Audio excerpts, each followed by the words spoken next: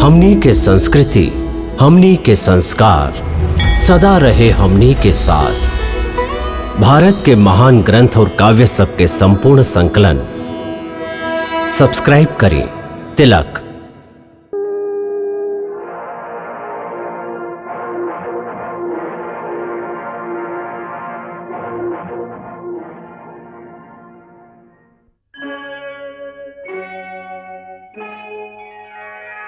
कृष्णा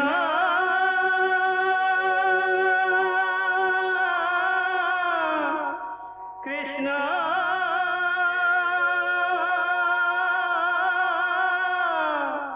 हरे कृष्णा हरे हरे।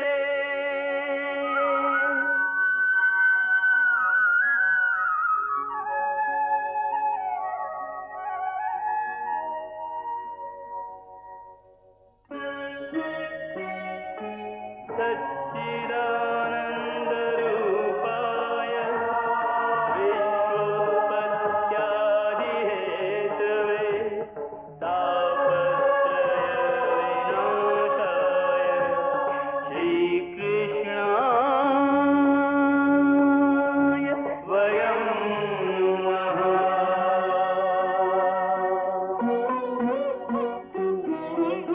श्रीकृष्ण गोविंद हरे मुरारे, हे नाथ नारायण वासुदेव। हरे कृष्ण राधे राधे कृष्ण कृष्ण हरे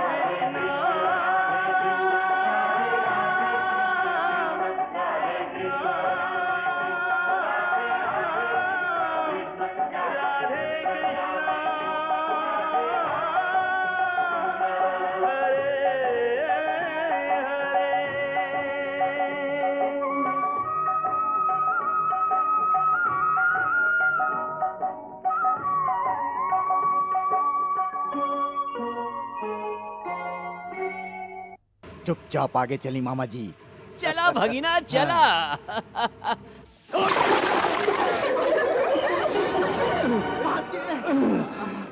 ये हस्तिनापुर नहीं खे जहवा देखले बिना भी चल सकेला। ई त इंद्रप्रस्थ के महल है, इंद्रप्रस्थ के जहवा आँख खोल के चले के पड़ेला।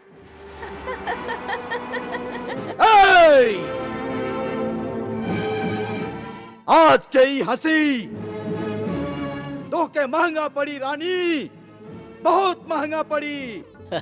अच्छा तो महाराज आज्ञा दी। अरे इतना जल्दी भी कहा? कितना दिन हो गई है, हम दोनों द्वारका से बाहर हैं।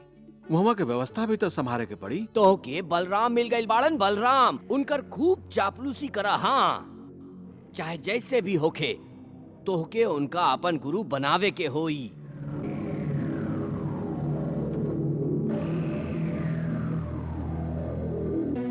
दुर्योधन ही का करत तारा तू? ई तो अपन देवता के पूजा कर रहा है, द्वारकाधीश पूजा। दुर्योधन,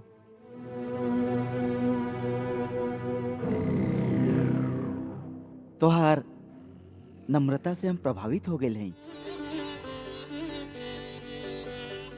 दुर्योधन, आज से तू हमार शिष्य बन गेल बड़ा। हम तो शकुनी मामा के लीला देख के मुस्कुरात रहली रुक्मिणी। शकुनी मामा का कहलनु? ऊ ऐसन पासा फेंकले बाड़न कि बलराम भैया दुर्योधन के आपन शिष्य बना लेले बाड़न। भाई भाई में दरार पैदा करे के कुटिल चाल शकुनी कौरव और पांडवन के बीच चलले रहन, और आज फिर से उहे चाल कृष्ण और बलराम के संगे चलले बाड़न।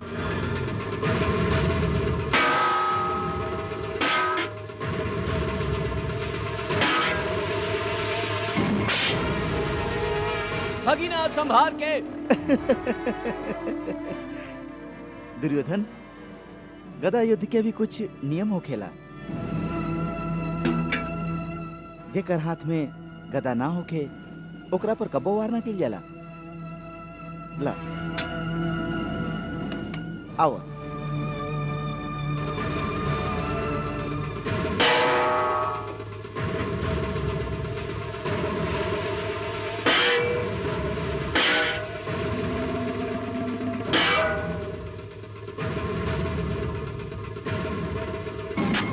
हाँ दुर्योधन, एगो महत्वपूर्ण बात ई है कि गदा युद्ध लड़े वाला योद्धा के कमर के नीचे कबो वार ना कइल जाला।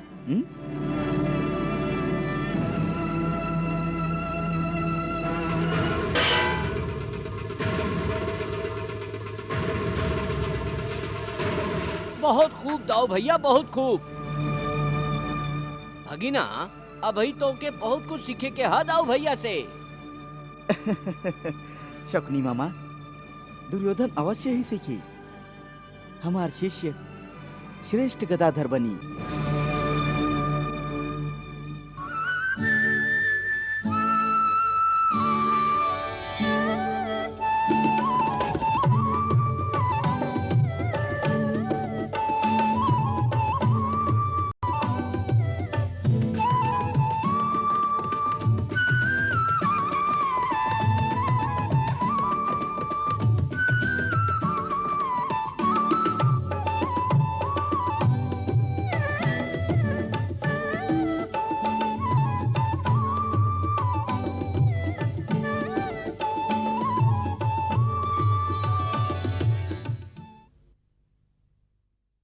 बंसीधर, बंसी बजावल काहे बंद कर देला तू?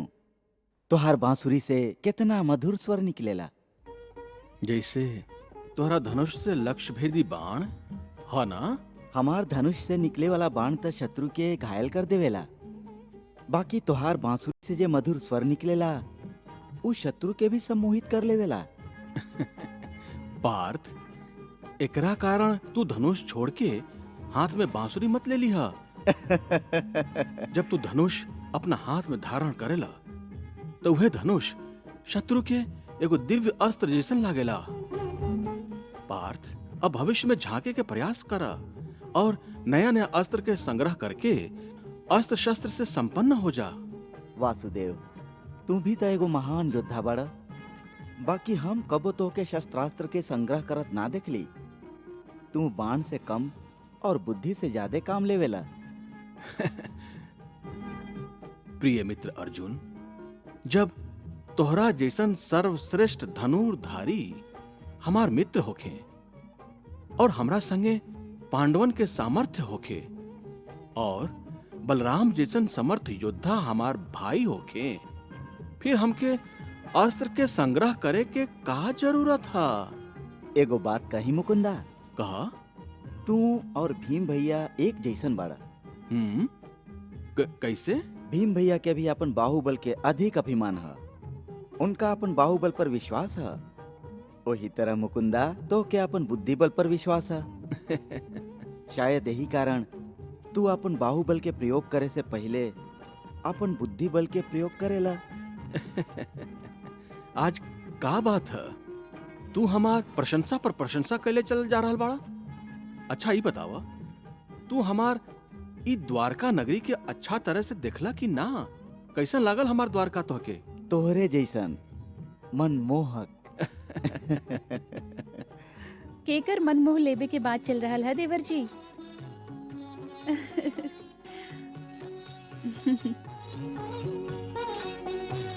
भौजी, सच बात ई है कि कृष्ण कहत रहन कि आप उनकर मन मोह ले हैं, और ये भी कहत रहन कि द्वारिका आपके जैसन मनमोहक है। का बात है देवर जी, आज बहुत मधुर आवाज में बोल रहा है आप। श्री कृष्ण के बांसुरी जे सुन ले हैं हम। रुक्मिणी, आज अर्जुन तुहार बात में नईखे आवे वाला। हाँ अच्छा, तब हम चलत हैं वासुदेव। कहाँ जाता रहा? वासुदेव, हम शिकार खेले जा रहल हैं, आज्ञा दी भौजी।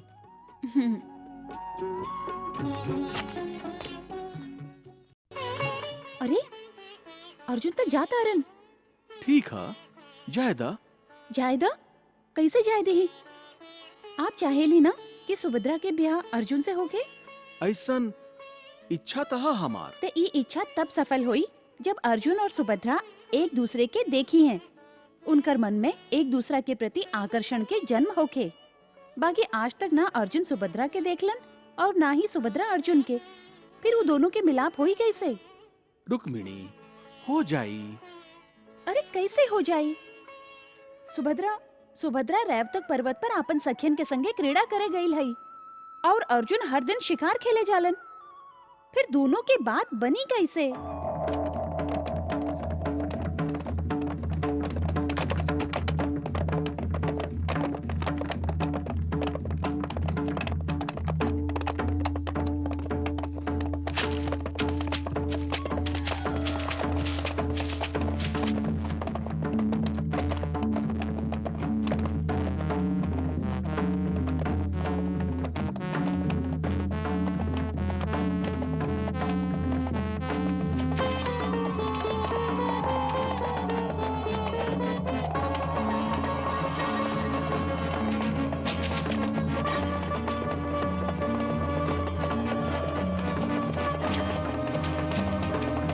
सारथी, रथ रोकर।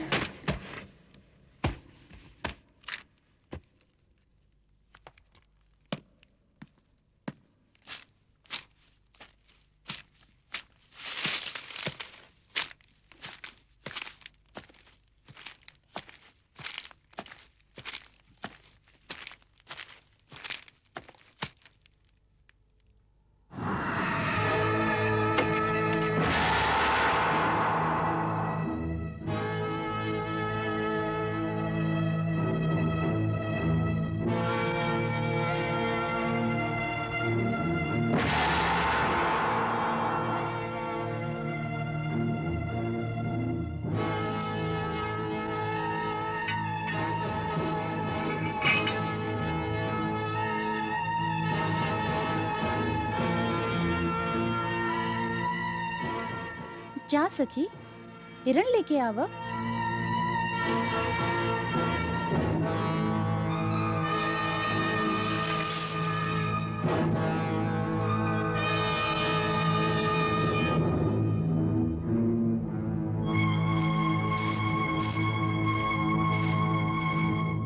आप रुकी, ई हिरण हमार है।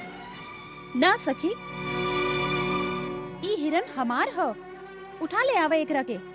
ऐसन कैसे हो सकेला देवी? ए हिरण के शिकार हम कैले हैं, यही से ई हिरण हमार है। ई आपके भ्रम ह। हिरण के शिकार हम कैले हई, यही कारण हिरण हमार ह।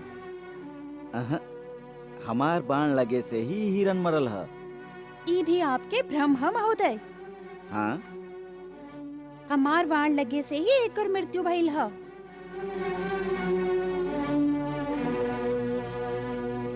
और हिरण पर हमार अधिकार ह, ऐसे हिरण के हम ले जाई। एह सुंदरी के आवेश मोहक है।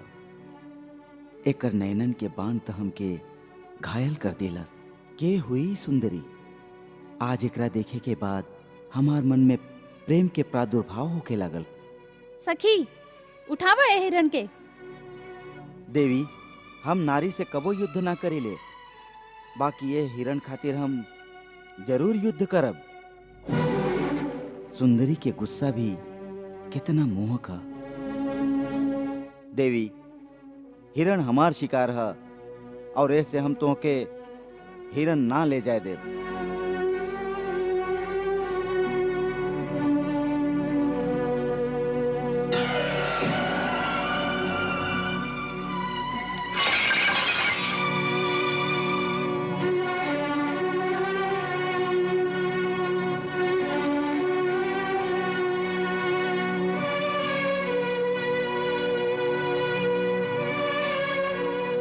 पहले अपन धनुष पर बाण लगावल सीखा, फिर हमार राजकुमारी के संगे युद्ध के भाषा में बात कर।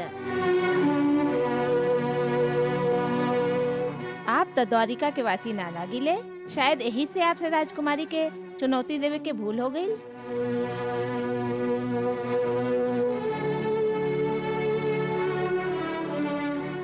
अजी धनुर्धारी अर्जुन के नाम नहीं खा सुन ले कबो? अर्जुन? के अर्जुन? अर्जुन नहीं खे मालूम आपके? उहुं। ए जगत के श्रेष्ठ धनुर्धर धनंजय अर्जुन। वो भी हमार राजकुमारी के सामने टिक ना सकी। फिर तू कौन खेत के मुरई बाड़ा? अच्छा देवी, फिर ई हिरण आप ही के हा? सखी, हिरण के उठा ले आवा।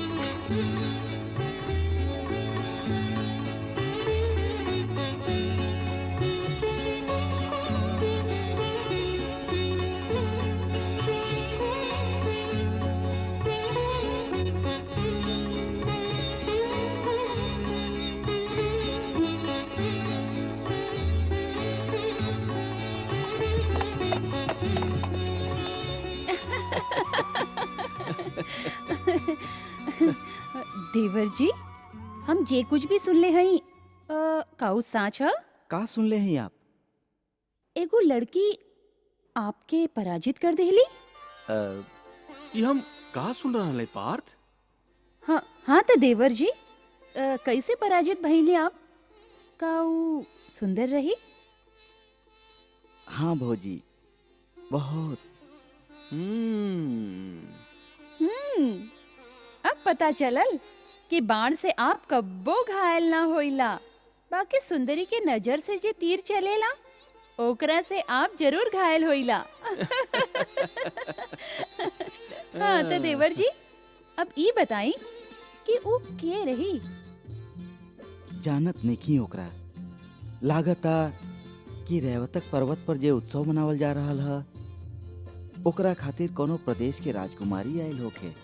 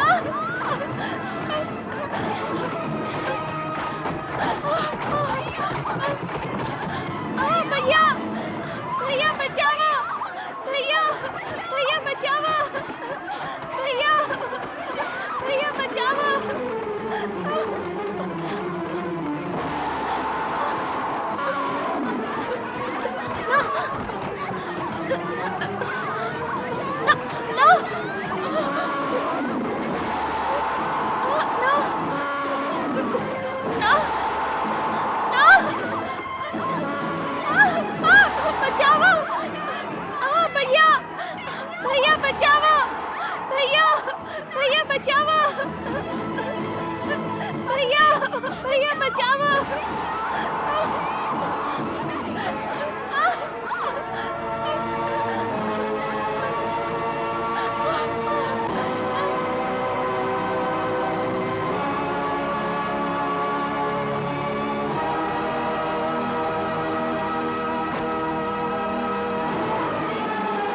केहू बा? ना ना ना, बचाओ बचाओ बचाओ बचाओ। भैया भैया बचाओ। भैया बचाओ। केहू बचाओ। केहू बचाओ।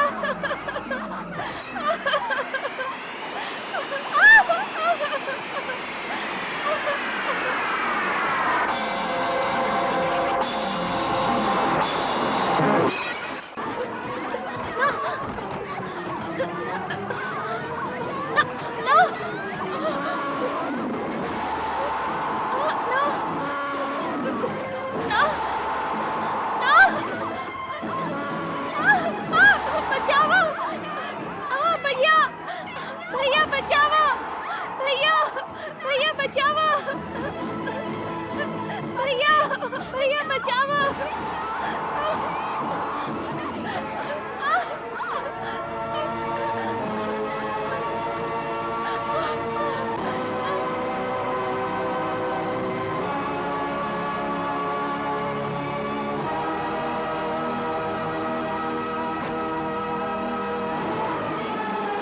केहू बा?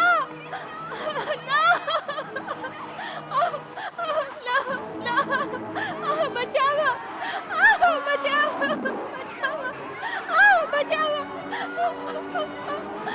भैया भैया बचाओ। भैया बचाओ। केहू बचाओ। केहू बचाओ।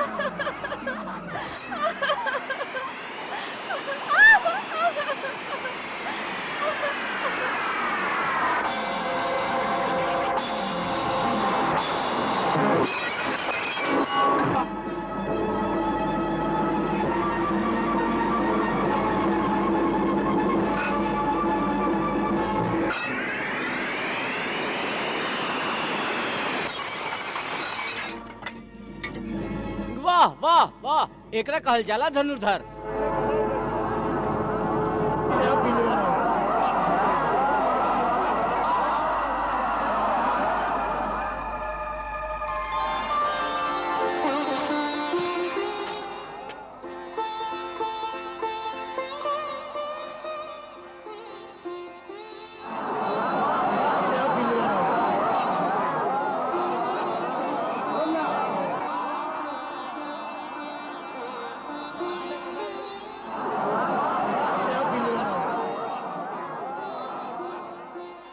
आपके सखी लोग हमके धनुष पर बाण लगावे के कला सीखे के सलाह दिले रहनी।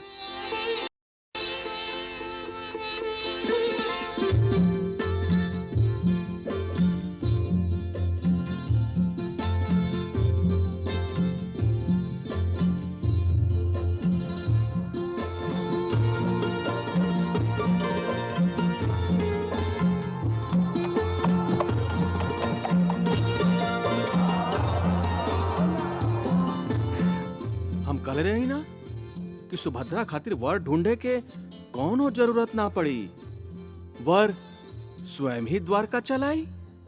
अच्छा, अब समझ में आई। आप सुभद्रा के ब्याह अर्जुन से करा देव। तक कैसा लागल तो के सुभद्रा के दूल्हा? सब कुछ चुपचाप तय करेली आप, और बहाना ऐसे बनावेली जैसे आपके कुछ पता ही नहीं खे।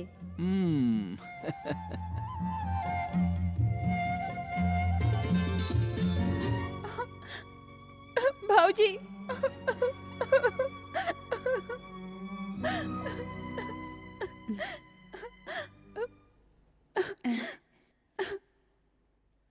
सुभद्रा, तू कुशलता हव ना? सुभद्रा डर के मारे कांप रहल है और आप हंस रहल है। अरे तू हमरा पर क्रोध करत आड़ो? हम कोनो अपराध नहीं कैले। अपराध तक कैले है वो हाथी। भैया, हाथी आतंक मचावत रहे और आप दर्शक बनल देखत रही। अरे हमार लाडली बहन, कबो कबो दर्शक के भूमिका भी निभावे के पड़ेला। दर्शक बने में भी एगो आनंद मिलेला। यदि यदि वो हाथी हमके उठा के फेंक देले होगत त? अरे रुक्मिणी, समझावा अपना लाडली ननद के। हम अब बच्ची ना है भैया, जे आप भाभी से कह रहल हई हमके समझावे खातिर। बच्ची ना हो, यही से हम दर्शक के भूमिका निभौली।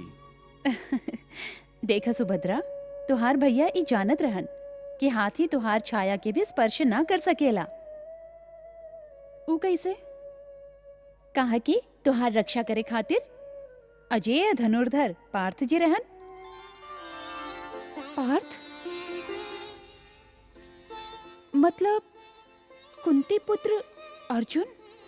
हाँ सुभद्रा, तीनों लोक में जेकर बराबरी करे वाला कोई धनुर्धर नहीं खे, उहे कुंती पुत्र अर्जुन।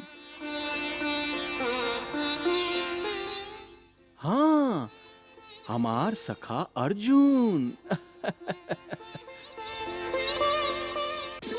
हिरण हमार शिकार है और इस तरह हम तोहके हिरण ना ले जाए देव।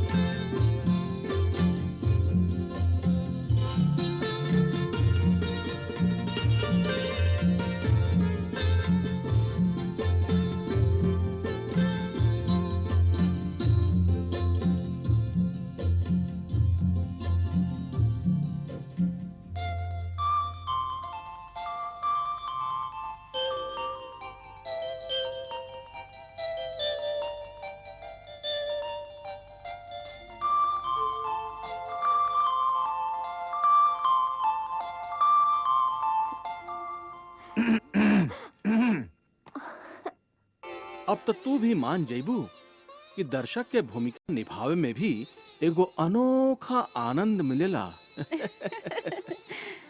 सुभद्रा, अचानक तुहार गाल पर ई इंद्रधनुष के छाया कैसन दिखाई देबे लागल?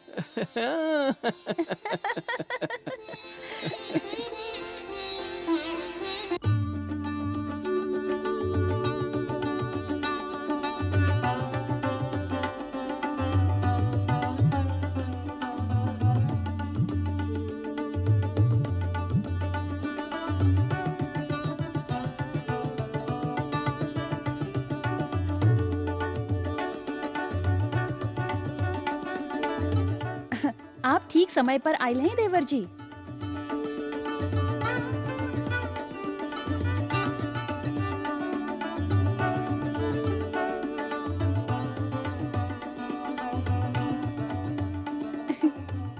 देवर जी, अब बस भी करी तीर चलावल।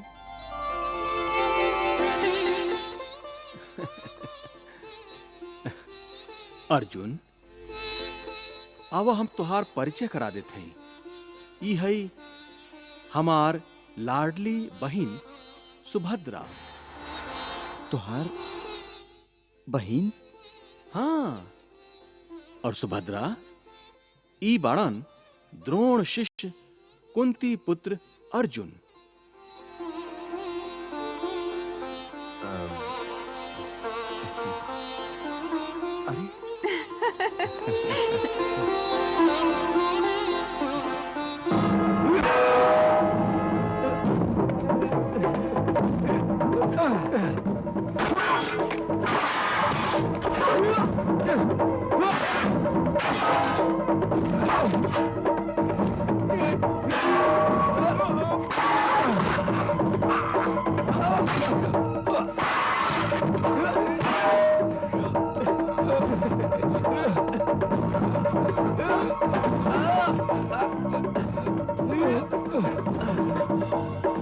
बात द्वारकाधीश वाह, वाह द्वारकाधीश वाह।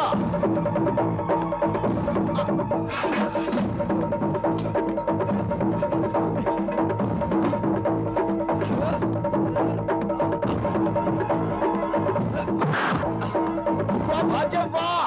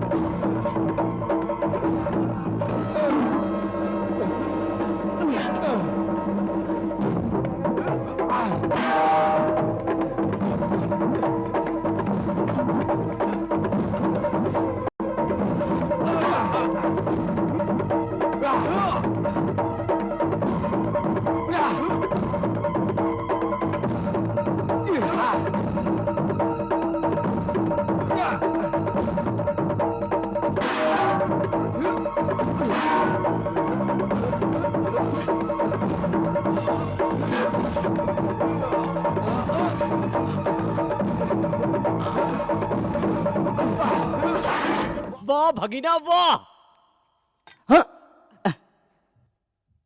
वाह दुर्योधन वाह, वाह बहुत अच्छा। दुर्योधन, बहुत जल्दी तू गदा युद्ध के दांव पे सीख लेला। तोहरा जैसन शिष्य पाके हम अपना आप के धन्य समझ रहा हैं। बाकी द्वारकाधीश, ई तो आपके अपमान कैले बा। आपका सोचल अनुचित है शकुनी मामा।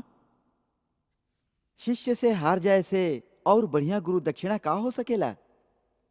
हमके तो दुर्योधन पर गर्व है। दुर्योधन, बहुते जल्दी तू दुनिया के सर्वश्रेष्ठ गदाधारी बनब, यशस्वी होखा। दुर्योधन, जे कुछ भी कमी तोहरा में बचल है ओकरा हम बहुते जल्दी पूरा कर देव।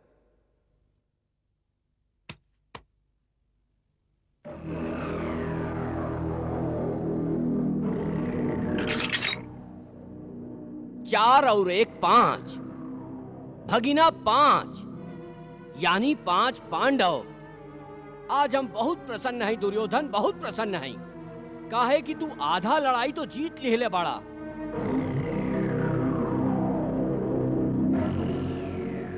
मामा जी, आप चिंता मत करी। हम एक गदा से उ 5 पांडवन के चकना चूर करके बाकी की आधा लड़ाई भी जीत ले। ना भगीना ना, इतना जल्दी करे से हम लोग के लाभ के जगह हानि भी हो सकेला। याद रखा, लड़ाई खाली लड़के ही ना जीतल जाला, ई तोहार भ्रम है। लड़ाई नीति से भी जीतल जा सकेला, समझला? हम कुछ समझ ली ना मामा जी। समझावत हई प्यारा भगीना, समझावत हई। सुना, हम पांडवन के जरा के मारे के कोशिश कैली, ऊ सफल न भई। अब तो ऊ सम्राट भी हो गई बाड़न।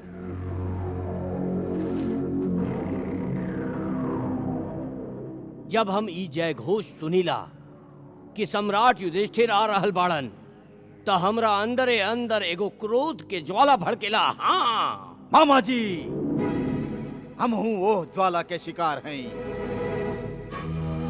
यह द्वेष और क्रोध के ज्वाला के बुझावे के एकमात्र उपाय है पांडवन के मिटा दिहल। हाँ भगीना, उनका जड़ से ही मिटा दिहल। बाकी ई संभव नहीं खे, काहे कि ऊ और शक्तिशाली हो गई बाड़न। वासुदेव श्री कृष्ण उनकर सखा बन गई बाड़न। देखा दुर्योधन, यदि बलराम हमार पक्ष में आ जाए तो पांडवन के संगे संगे कृष्ण के भी मार दिहल जा सकेला। हाँ बाकी मामा जी, बलराम भैया हमरा पक्ष में कैसे आई हैं? आ जाई हैं, जरूर आ जाई हैं भगीना, जरूर आ जाई हैं। यदि तोहार बियाह बलराम के बहिन सुभद्रा से भइल ता। सुभद्रा? हाँ सुभद्रा। तब तू सोच सकेला कि तू पूरा लड़ाई जीत लेले बाड़ा। सोचत का बाड़ा दुर्योधन, सोचत का बाड़ा? सुभद्रा जवान हा, सुंदर हा, और सबसे खास बात ता ई हा कि ऊ वासुदेव कृष्ण और बलराम के बहिन हा। एगो बात बतावा दुर्योधन, जानत बड़ा तोहार माई यानी हमार बहिन गांधारी ई बात जानत बूझत भी कि धृतराष्ट्र आन्हर बाड़न, बियाह काहे कैली? काहे?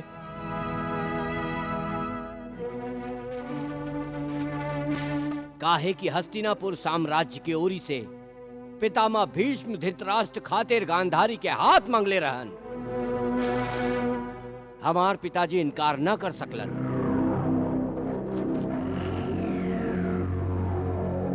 और गांधारी भी जान गई रही कि वो इनकार कैली तो भीष्म ओकरा स्वयंवर के मंडप से उठा के ले जाई हैं और उनका रोके के साहस केहू न कर सकी। एकरा कहल जाला बल, एकरा कहल जाला नीति।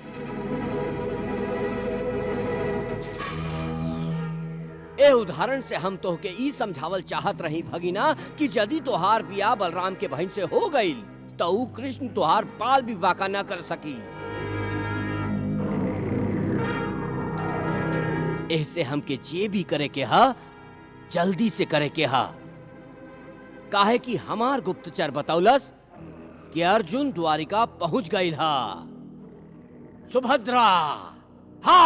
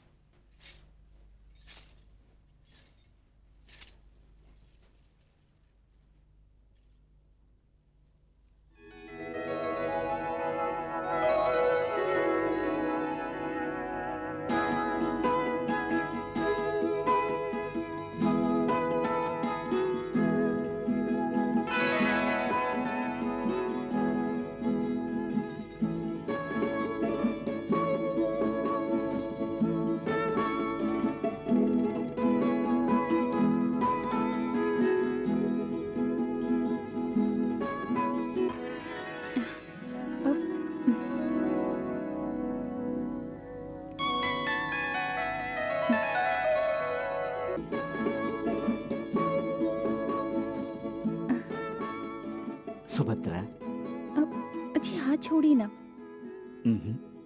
हम ही हाथ छोड़ देवे खातिर ना पकड़ ले आई। यदि तू जन्म जन्म खातिर अपन हाथ हमार हाथ में देबू तो हम अपना आप के भाग्यशाली समझब। तो फिर आप भैया से बात करी। सुभद्रा, हम चक्रव्यूह के भेदन कर सकत हैं, बाकी कृष्ण से यह विषय में चर्चा ना कर सकी। कृष्ण हमरा बारे में का सोची हैं, ई सोच के ही हम परेशान हैं। ए व्यूह के भेदन कैसे कही जाए, ई हमार समझ में ना आ रहल है। आ रहल ह। सुभद्रा, यहाँ तक केहू भी नहीं के सुभद्रा।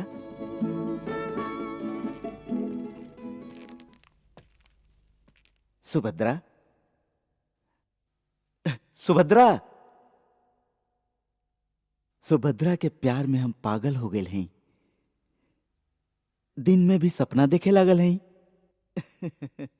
छो चाही हमके त दाऊ भैया, छो चली छो तो सही। चाही, छो ई छो। 5 आ गईल। मामा जी, लागत आज आपके दिन ना है, हाँ? अब हमार बारी। हाँ हाँ, आप खेली, आप खेली। ई आ गई 4 4। ई 1 2 3 और ई 4। मामा जी आप तो हार गए नहीं, हाँ? दाऊ जी, ए हार में भी एगो शांति मिल रहल है कि हम आप जैसन बलवान से हार रहल हई। अच्छा तो मामा जी, अब हम अपन कमरा में जाए चाहब। दुर्योधन, अब हम अखाड़ा में मिलब। भाई हम देखल चाहते हैं कि अब गदा युद्ध में हमार शिष्य कितना पानी में है, हाँ? अच्छा,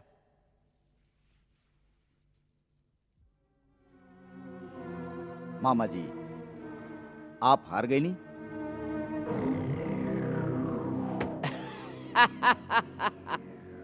भगीना, हमके तो ए हार में तोहार बियाह के शहनाई सुनाई दे रहल हा।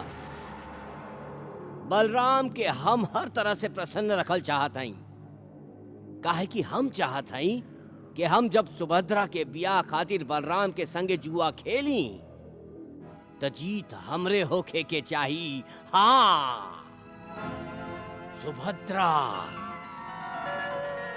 सुभद्रा।